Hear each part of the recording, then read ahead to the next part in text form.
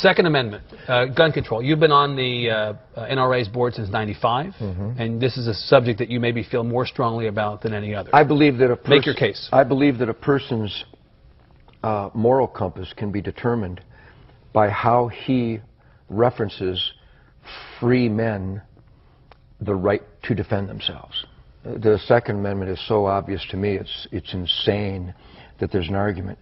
God gave, let's pretend there is no document. Let's pretend brave families didn't leave the tyrants and the slave drivers of Europe so that they could practice the religion of their choice, so that they could speak out without being murdered, that they could produce wool without the king's men coming and taking it from them every season of harvest. Let's pretend none of that happened. Let's just pretend this guy named Ted Nugent parachuted onto Earth and woke up one morning and saw these wonderful resources and had dreams of excellence and being the best that I could be. I don't need a document, and I don't need another man to explain to me that I have the right to defend my gift of life. And that there is an argument in America from Hillary Clinton, from Barbara Boxer, Dianne Feinstein, from a whole gaggle of numbnuts who would try to tell me they will dictate where, how, and if I can defend myself. I find that preposterous. I find it unacceptable, and I will not accept it. I am a free man. Don't tread on me. A good, law-abiding citizen, not convicted of a felon. The Second Amendment of our Bill of Rights is my concealed weapons permit. Period. That's it? That's it.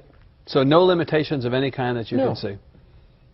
None. That's it. The limitation should be, instead of arresting people for molesting children 24 times, I would rather the dad walked into the room, found a person molesting that child, and blew his brains out. I would rather that the lady in Massachusetts last month who was taking her daughter to soccer, who was carjacked by a recidivistic maggot who'd been in the prison system all his life but was let out again because we feel sorry for him. Maybe he had a bad childhood. Instead of her being hijacked and murdered, I'd rather she just shot the bastard dead. But in Massachusetts, somebody decided she can't do that. So she's dead.